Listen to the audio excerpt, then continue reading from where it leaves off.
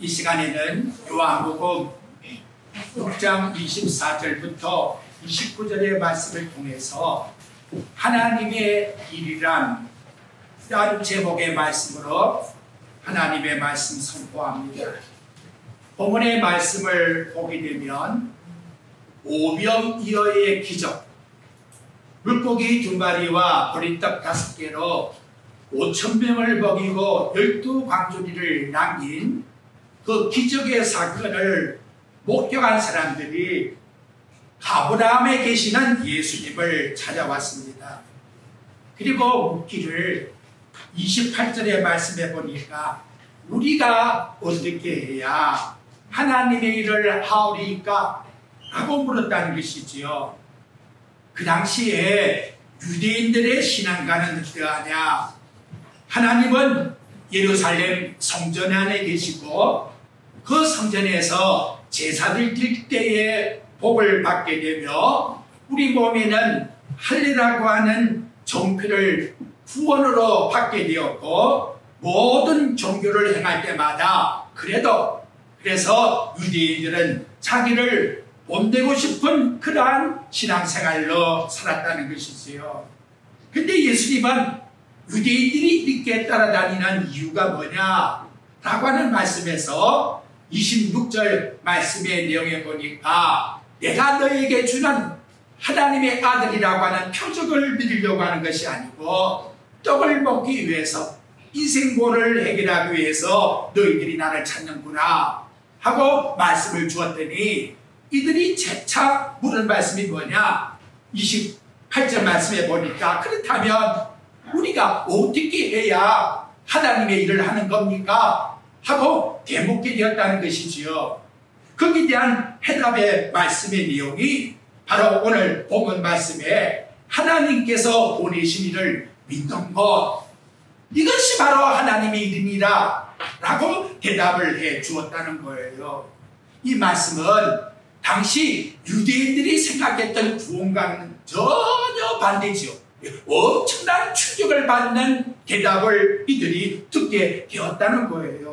이들은 자기들의 그 종교의식이 최고로 하나님을 잘 숨기는 법으로 생각하고 오랜 세월 동안에 이 법을 지켜왔는데 하나님이 친히 이 땅에 오셔서 주시는 말씀이 뭐냐?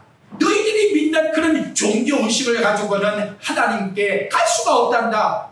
하나님께 갈 수 있는 진정한 하나님 앞에서의 믿음은 너희들이 나를 보고 있는 나를 하나님 아버지가 이 땅에 구원자로 보냈다는 것을 믿는 것, 이것이 바로 하나님을 믿는 믿음이니라 라고 이렇게 일러주었다는 거지요. 그러니 너 눈앞에 보는 나를 하나님으로 믿어라 라고 이렇게 말씀을 한 것은 곧 내가 하나님이시다 하고 믿으라고 일러주고 있는 것과 동일하다는 거예요. 오늘 사랑하는 성도 여러분, 중요한 것은 이제 우리들의 믿음관도 여기에다가 점검을 해보아야 된다는 거예요. 바울은 이걸 점검시키기 위해서 고린도후서 13장 5절 말씀에 보면 너희가 믿음에 있는가를 시험해 보아라. 믿음에 있는가를 하는 그 시험이 뭐예요? 예수님이 정말로 나를 구원하러 이 땅에 오신 하나님이신가? 라고 하는 걸 믿고서 신앙생활을 하고 있는지 그걸 너 자신이 점검을 해보아라는 것이지요. 만약에 예수님이 이 땅에 오신 하나님이라고 믿질 않고서 이 세상에 살아가는 삶 속에서 믿음 생활을 한다고 내가 말을 한다면 그건 하나님이 우리에게 원하시는 믿음 생활이 아니고 종교 생활에 불과하다는 것을 우리에게 일러주고 있다는 거예요. 바울 사도가 되기 전에 그는 사울이라는 청년으로 있었습니다. 그분의 종교의식관도 똑같이 예수님 앞에 있는 유대인과 같았다는 것이지요. 그런데 다메섹 도상에서 예수님이 하나님이신 것을 발견한 다음에는 그는 즉시 나아가서 이 땅에 오신 예수님이 하나님이라고 가는 곳마다 선포했다는 것을 우리에게 일러주고 있습니다. 그리고 그가 서신을 쓰면서 나와 똑같은 동족의 유대인들의 잘못된 것이 뭐냐? 그것을 로마서 10장 2절과 3절에서 이렇게 설명을 해줍니다. 내가 증언하노니 그들이 하나님께 열심은 있으나 올바른 지식을 따른 것이 아니니라. 하나님의 의를 모르고 자기 의를 세우려고 힘써 하나님의 의에 복종하지 아니하였느니라. 내가 너희에게 증언한다. 마르티시라고 하는 단어는 법정 앞에서 선서하고 내가 양심적으로 선언합니다 라고 하는 법정의 정인의 내용과 동일한 거예요. 사도 바울은 하나님의 법정 앞에서 내가 너희들에게 일러준 말과 동일하다. 유대인들은 얼마나 열심히 있고 열정 있게 그들이 종교생활을 하고 있느냐. 그러나 하나님이 받으시는 의를 위해서 하는 종교생활이 아닙니다. 하나님이 이 땅에 오셔서 그렇게 표적을 보여줘도 그분을 하나님으로 믿지 못하고 오히려 정죄시하기 때문에 결국은 하나님이신 예수 그리스도를 십자가에 못 박아 죽이는 악행을 저지르는 결과가 왔다는 것이지요. 이거 얼마나 여러분 참혹한 사건입니까? 종교 생활을 할 것이 아니라 하나님 앞에 올바른 믿음 생활을 하지 않게 되면 종교의 의식은 다 가치가 없다는 거예요. 이것이 오늘 우리에게 일러준 정말 중요한 하나님의 뜻이라는 것을 우리는 기억해야 합니다. 그런데 하나님은 이런 근본적인 원인이 어디서부터 나오느냐? 그래서 요한복음 8장으로 가서 47절의 말씀에 여러분들이 가보게 되면 그 원인을 제시해 주고 있습니다. 하나님께 속한 자는 하나님의 말씀을 듣나니 너희가 듣지 아니함은 하나님께 속한 사람이 아니라는 거예요. 여러분, 아브라함의 자손이라고 자랑하는 유대인이나 그들이 짐승같이 여기는 우리 이방인들이나 하나님께 속한 사람들은 동일하게 같은 고백을 하는데 그 고백이 뭐냐? 바로 십자가에 못 박혀 죽으신 그분이 나를 구원하실 하나님이라는 것을 다 동일하게 고백을 한다는 걸 우리에게 나타내주고 있다는 거예요. 오늘날 정말 큐티도 하고 말씀도 읽어서 주석도 써내고 남들에게 철학가 아니면 교수 엄청난 대우를 받고 있지만 결국은 예수는 신하라고 못 박아버리면 그것이 무슨 가치가 있나 이 말이에요. 그 나책이 얼마나 빌비지하게 지금 나오고 있나 이 말이지요. 우리 예수님이 요한복음 6장에서 두 번씩이나 강조한 게 있습니다. 여러분 37절 보십시오. 아버지께서 내게 주시는 자는 다 내게로 올 것이요 아버지께서 내게 주신 자만 내게 온다고 말씀하지요. 넘겨서 65절 한번 보십시오. 또 뭐라고 말씀을 하십니까? 또 이르시되 그러므로 전에 너에게 말하기를 내 아버지께서 오게 하여 주지 아니하시면 누구도 내게 올 자가 없다 하였노라 라고 이렇게 말씀해 주고 있다는 것이지요. 그렇다면 나와 여러분의 지금 믿고 있는 종교의 생활이나 의식 이 앞서 우리가 반드시 가져야 될 하나님 앞에 바른 믿음이 뭐냐? 그건 인간의 힘으로 발견되고 나타나는 것이 아니라 아버지께서 나를 이 땅에 예수 믿게끔 은혜를 주셔야만 이 사실이 예수님이 하나님이시구나 하는 것을 믿게 되고 예수님을 하나님으로 고백하게 된다는 걸 보여주고 있다는 거지요. 근데 여러분 이런 말씀을 던지니까 육신을 가지고 있는 유대인들은 어떤 관점으로 예수님을 봅니까? 다시 6장 42절 보십시오. 정말 재밌는 말씀이 나와요. 이르되 이는 요셉 아들이 아니냐? 요셉의 아들 예수가 아니냐? 그 부모 우리가 잘 알고 있는데 근데 네가 무슨 하나님이라고? 요셉이 예수님의 육신의 아버지 그 직업이 목수 아니에요. 평범한 목수 아들이 아니냐 그 말이지요. 평범한 아들인데 그래도 우리가 같이 다 지내고 있는데 근데 네가 어떻게 하나님이 될 수가 있겠느냐 라고 이렇게 말하고 있다는 것이지요. 그리고는 이제 여기 여기서부터 도가 넘으니까 7장 20절 말씀에 나가 보십시오. 지금도 동일하게 이렇게 말하잖아요.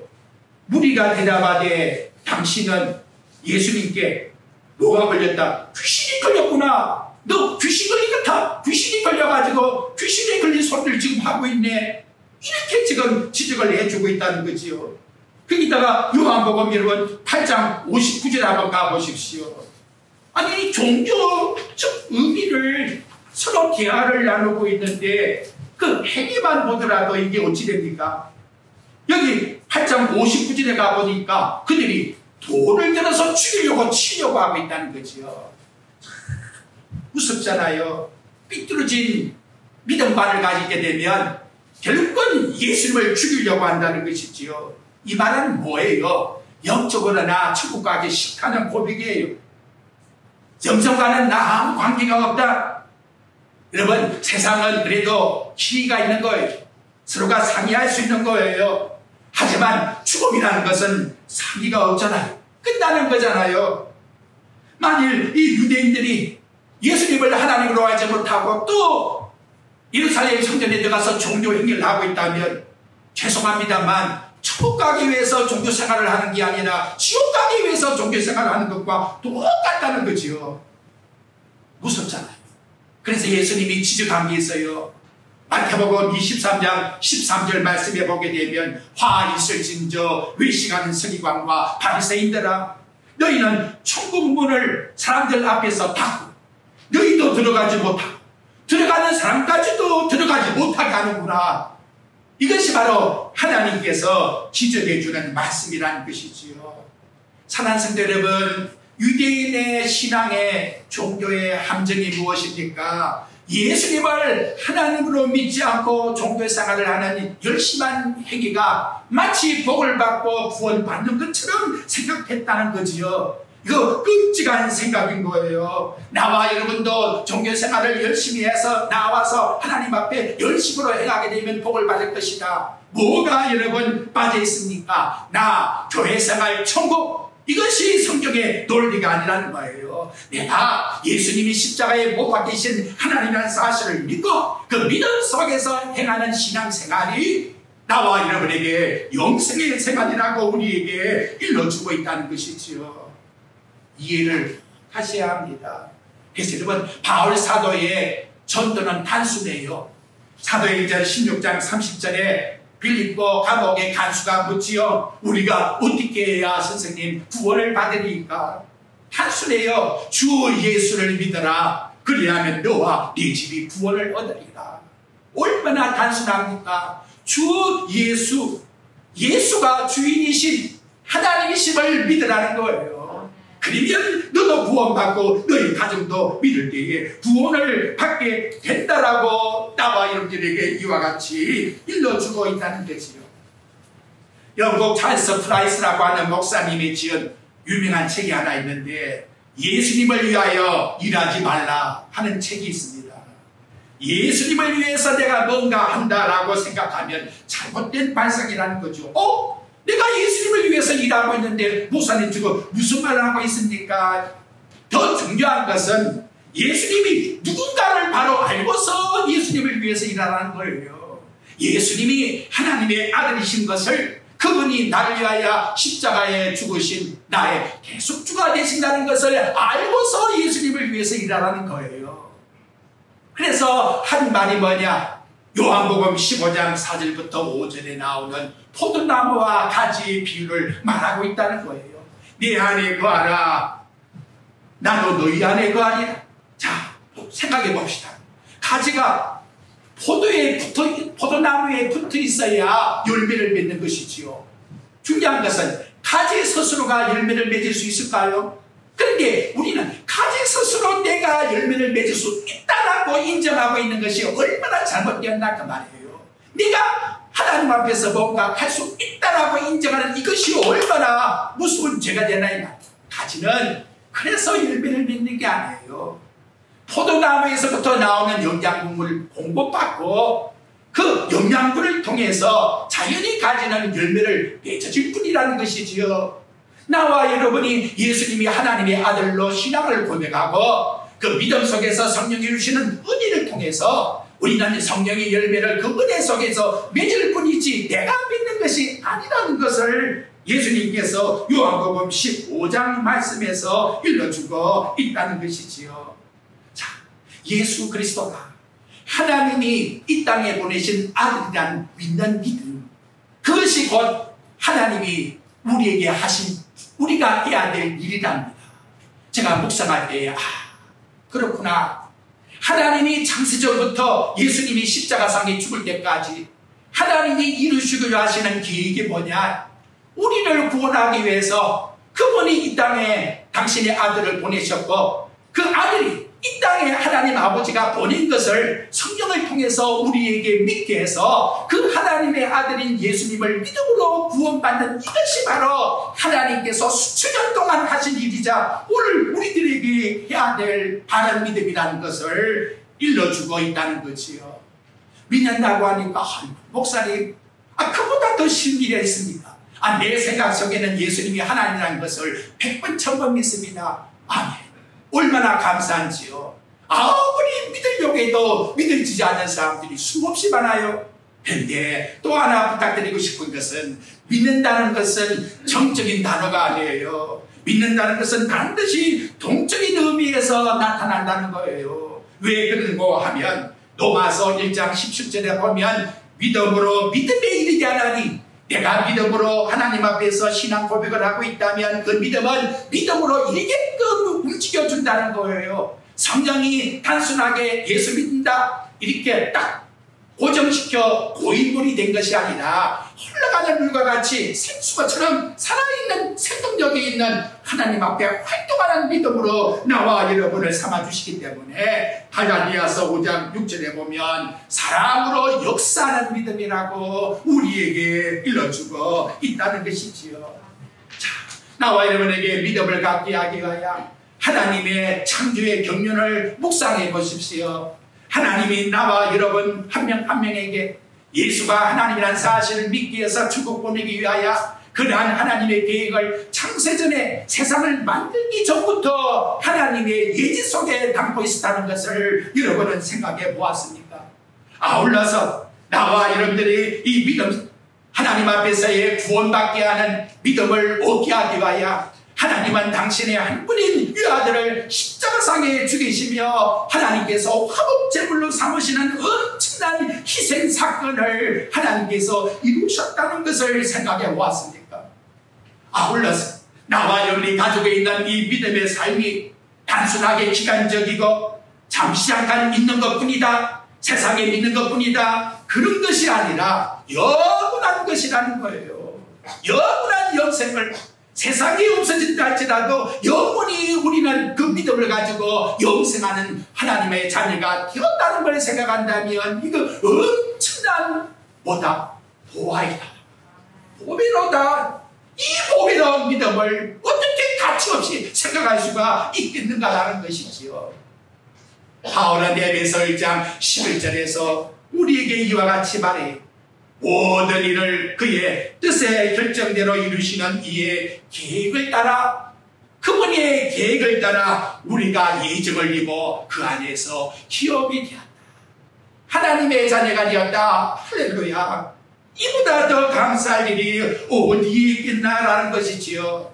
하나님이 정해놓은 이 불변적 놀라운 하나님의 복의 은총을 입은 나와 여러분이었다면 이제 우리가 할 일이 뭐냐고 말이에요. 그분을 믿는 믿음 속에서 감사할 뿐이라는 거예요. 감사할 뿐. 주시오. 높은 자를 주시오. 더 부자 되게 해주시오. 뭘 성취해 주시오. 아무 관계가 없는 거예요. 이거와는 관계가 없는 거예요. 우리에게 행하시고자 하시는 하나님께서는 이미 다 성취되었단 말이에요.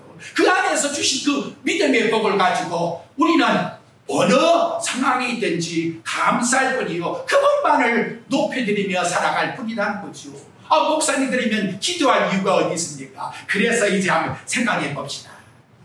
빌립보 2장 13절에서 바울이 이와 같이 일러줍니다. 너희 안에서 행하시는 하나님이시 자기의 기쁘신 뜻을 위하여 하나님의 기쁘신 뜻이 이루어지기 위해서 우리를 빌려 자기의 소원을 우리에게 주신다. 너희에게 소원을 주어서 행하게 하신다고 말씀해요. 이렇게 놀라운 하나님의 특권을 받았다는 거지요. 하나님이 이루시고자 하시는 예정의 계획 속에 하나님이 이루어 나가시려고 하면 당신의 자녀들에게 하나님이 이루고자 하시는 그 뜻의 소원을 분배해서 기도하게 하게끔 해서 그 뜻이 이루어지게끔 하는 것이 우리의 기도가 되었으니 얼마나 감사한 말씀입니까? 근데 목사님, 유다의 히스기 왕 보십시오. 죽을 병에 걸려서 15년 동안 기도했더니 하나님이 15년 더 살게 해주지 않았어요. 기도의 응답을 받아 그렇게 산 거 아닙니까? 그러니까 히스기 왕이 기도해서 응답받은 것이지요. 그러면 제가 되묻고 싶습니다. 인간의 기도 때문에 하나님의 의지가 바뀌어지고 불변하는 겁니까? 변하는 겁니까? 근데 하나님이 아니에요. 하나님의 의지와 뜻은 영원전부터 이미 다 계획 속에 불변적으로 다 이루어놓은 거예요. 그걸 어떻게 인간이 바꿉니까? 하나님이 히스기 왕이 병들게 만들었고 또 기도를 하게 해서 15년을 더 연장하게끔 이미 하나님의 예정의 섭리 속에서 이루어놓은 것이 이루어질 뿐인데 히스기 왕은 기도를 통해서 하나님께 아뢰올 뿐이라는 것이지요. 이 뜻을 나와 여러분들이 이해하신다면 믿음이라는 것은 철저히 내 모든 종교의 행위의 자랑을 배제하고 내 자신을 철저하게 공로 앞에서 십자가 아래 죽이는 것이 곧 믿음의 삶이라는 것을 우리에게 일러주고 있는 것이며 하나님이 이루시고자 하시는 그 섭리의 뜻 속에 온전히 내가 순종해서 욕과 같이 살아도 주를 위하여 살고 죽어도 주를 위하여 죽다니 주님이 모든 것을 이룰 뿐입니다라고 고백드리는 피조물로서의 위치에서 변경되지 않고 변하지 않고 고백드릴 뿐이라는 것을 다시 한 번 더 우리 마음속에 정리를 하셔야 합니다. 그러면 하나님은 우리에게 그럼 어떻게 돌봐주십니까? 여러분, 하나님이 우리에게 믿음을 주시고 그 다음에는 가만히 계실까요? 친히 하나님이 오셔서 하신 마태복음 10장 29절의 말씀이 뭡니까? 참새 두 마리가 한 아사리온 우리 돈으로 1,000원에 팔린다 할지라도 하나님이 허락지 아니하면 팔릴 수가 없다는 거예요. 그러면서 하신 말씀이 너희 머리털까지 다 세심받으신 그분이 누구냐? 너희들이 믿는 아버지란 아버지. 우리가 믿는 아버지가 이렇게 우리 머리털까지 다 세심받으셔서 관찰하고 계시는 분이라는 거예요. 그러면서 일러준 말씀이 뭐냐? 마태복음 10장 32절에 보면 누구든지 사람 앞에서 나를 시인하면 나도 하늘에 계신 아버지 앞에서 그를 시인할 것이요 누구든지 사람 앞에서 나를 부인하면 하늘에 계신 내 아버지께서 내 앞에서 그를 부인하리라고 말씀을 하고 있다는 거예요. 저는 그래요. 너 예수 믿고 죽을래 하고 협박을 할 때 그때 내가 예수님을 시인한다 그런 뜻으로만 생각지 말라는 것이지요. 모든 여러분의 삶 속에서 내 머리털 하나도 하나님이 허락지 아니하면 빠지지 않는다는 그와 같은 하나님의 철저한 하나님의 간섭의 섭리를 시인할 수 있다 이 말. 시인할 수 있는 하나님이 재수가 없다는 거. 하나님이 내가 칠 수 있다는 거. 하나님은 아이고 다음에 또 기회가 있겠지. 여러분 이 마음속에 가지고 있는 해군이라고 하는 신이 있어가지고 하나님을 배제해버리겠다는 거. 제게 문자 오면 제일 싫어하는 게 뭔지 아십니까? 행운이 있기를 바란다. 제발 그런 거는 쓰지 마세요. 하나님이 그걸 원하심이 아닙니다. 믿음이란 것은 날마다 하나님 앞에서 내 자신과 자아와 내 능력을 바벨탑으로 생각하고 무너뜨리는 거예요. 바벨탑을 무너뜨려야 돼요. 그 사건이 뭐냐? 야곱 강가에서 하나님이 야곱의 허리를 상하게 해서 그래서 관절을 때려가지고 꼼짝 못하게 만들고 그리고 나서 야곱에게 주신 복이 뭐냐? 내게 복을 주지 아니하면 내가 놓치지 않겠다고 아홉성을 쓰니까 천사가 야, 네 도대체 이름이 뭐냐? 뭐라고요? 야곱입니다. 도둑놈, 욕심쟁이. 근데 이제는 도둑놈, 욕심쟁이란 이름 하지 말고 이스라엘이라고 하자. 이스라엘. 여러분 그 이스라엘 뜻이 뭔지 아십니까? 다음 주날 설교하겠는데 성도라는 뜻입니다. 성도. 하나님이 지어준 가장 복이 있는 가치가 뭘까요? 하나님의 아들 황태자 성도라고 우리들에게 불러주고 있다는 것이지요. 야곱이가 육신의 야망을 가지고 바랬던 것은 다 사라지고 이제는 하나님의 자녀라고 하는 그 한 가지 명분을 가지고 최고의 선물로 살아갈 수 있게끔 명확하게 이름을 바꾸어 주었다는 것이지요. 이제부터 여러분 우리의 명분, 우리의 자랑 모든 것 십자가에 매장하고 하나님이 나에게 주신 가장 보배로운 이름 십자가의 복음을 통하여 그 아들이 죽으심으로 말미암아 내가 얻게 된 성도라는 이름을 가지고 하나님의 자녀의 믿음으로서 나와 여러분의 모든 생활 속에 하나님이 주시는 능력 속에서 넣지 못함이 없다고 하는 그 하나님의 능력을 나타내는 십자가의 능력을 나타내는 나와 여러분 되시기를 주의 이름으로 축원드립니다. 근데 문제는 뭐냐? 정말 감사한 것은 데살로니가 후서 3장 2절에 보니까 한번 따라해 봅시다. 믿음은 모든 사람의 것이 아니니라.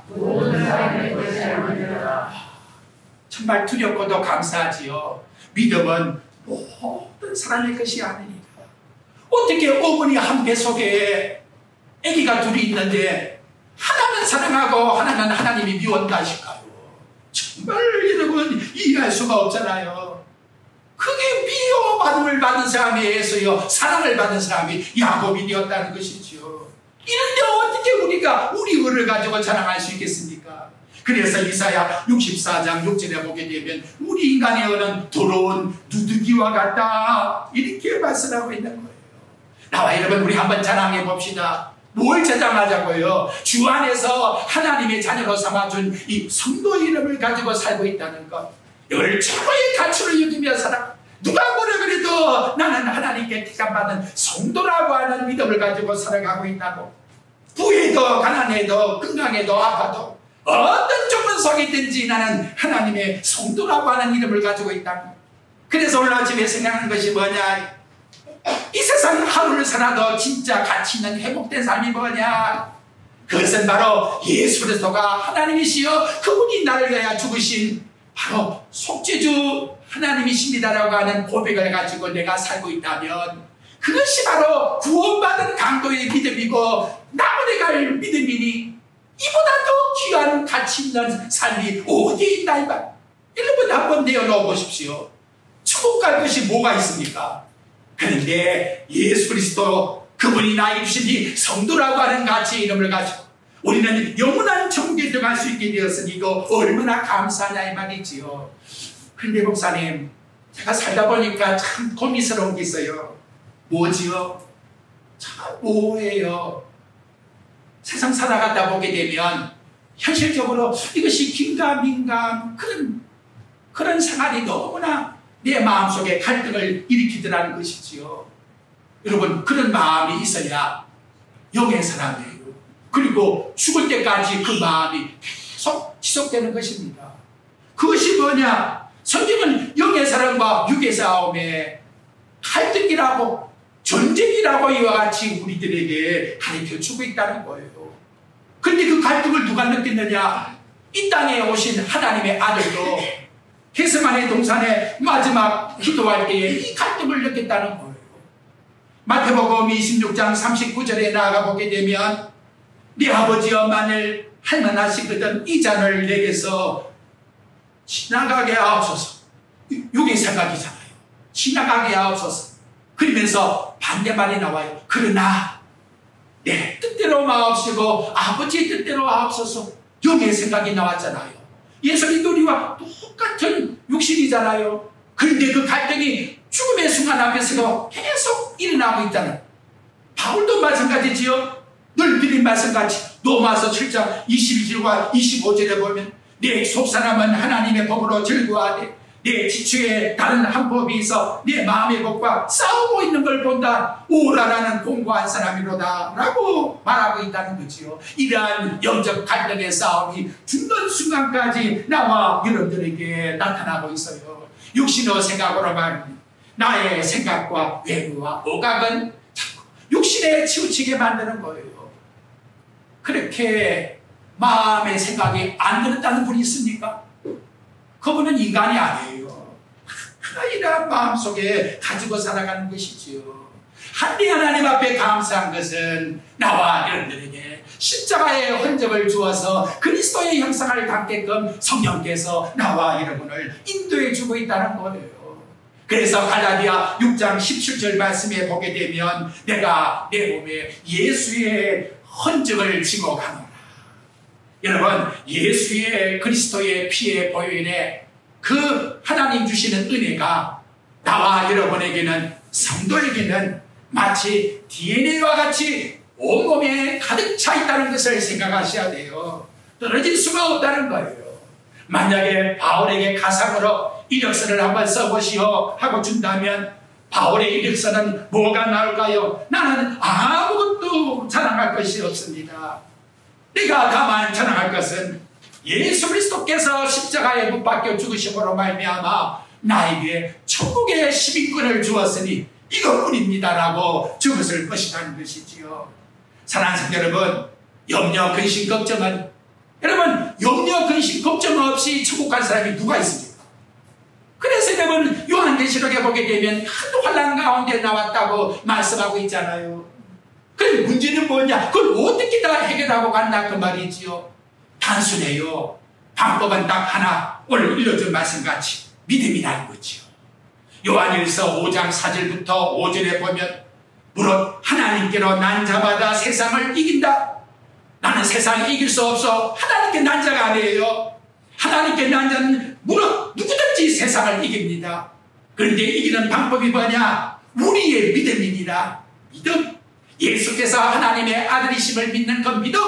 이보다 더 큰 능력이 어디 있나 이 말이지요. 아버지께서 원하시고 기뻐하는 뜻이요, 세상을 창조하기 이전부터 가지고 계신 뜻이요, 이 뜻을 이루기 위하여 아들까지 십자가에 못 박히신 그 능력이 나와 여러분을 의지하고 붙잡고 있는데 세상에서 나와 여러분을 버리시겠습니까? 그래서 핵심의 키는 오직 그리스도를 믿는 믿음뿐이다. 염려, 근심, 걱정이 있다면 마음의 십자가로 마음을 바꾸십시오. 인생의 주인이 바로 하나님의 아들 그리스도라는 사실을 인정하십시오. 그래서 야고보 1장 2절 말씀을 보면 형제들아, 너희가 세상에 여러 가지 시험을 만나거든 온전히 슬퍼하라, 기쁘게 여기라. 기쁘게 여기라고 그와 같이 우리에게 일러주고 있습니다. 제가 히브리서 11장 말씀보다도 누가복음 말씀을 드리려고 합니다. 여러분, 누가복음 18장 말씀에 나가보면 원한 맺힌 억울한 과부의 불의한 재판관을 찾아가서 간청하는 그 같은 사건을 예수님이 기도로 해서 비유로 말씀하고 있다는 것이죠. 원한이 맺혀서 죄송합니다. 과부가 힘이 없어요. 그 억울함을 당해도 누구한테 하소연할 수가 없어요. 그것이 한 번이 아니라, 그러니까 계속 찾아가서 재판관에게 부르짖었다는 거지요. 여러분, 그런 삶이 뭘까요? 그게 우리 예수 믿는 사람들의 삶이라는 거예요. 그렇지 않습니까, 여러분? 이거 부인할 수 있을까요? 얼마나 이 세상 살아가면서 나는 믿음으로 살고자 하는데 왜 이것이, 이놈의 돈이, 이게 무엇이 자꾸 장애물이 되어서 나에게 자꾸 앞을 가로막을까? 그래서 원통해서 하나님 이것 좀 해결 좀 해달라고 부르짖는 그런 모습이라는 것이지요. 그러면 하나님께서 그리 부르짖고 있는 그 과부의 원한을 모른다고 했습니까? 재판장은 여러분, 불의한 재판장은 번거로워서라도 그걸 해결해 주었다. 번거로워서, 아이고 이거 너무 자주 오네. 그래서 해결해 줬다면 당신의 아들까지 아끼지 않고 보내주신 하나님 아버지가 왜 우리의 밤낮 부르짖는 부르짖음을 외면할 수 있으냐? 그것이 하나님의 대답입니다. 하나님의 대답. 여러분, 이러한 것이 나와 여러분에게 주시는 하나님의 믿음이라고 성경은 말씀으로 가르쳐주고 있다는 거예요. 히브리서 11장 마지막 40절에 보면 어떤 이는 더 좋은 부활을 얻고자 해서 심한 고문을 받되 구차에 풀려나기를 원하지 않고, 옥중에서 고난을 받다가 그냥 나 죽겠습니다 하고 자기의 육체를 포기해버렸다는 거예요. 그런 자도 있었다고 성경은 말씀하고 있는데 어떻게 저럴 수가 있을까? 어떻게 저렇게 승리할 수 있을까? 하나뿐이에요.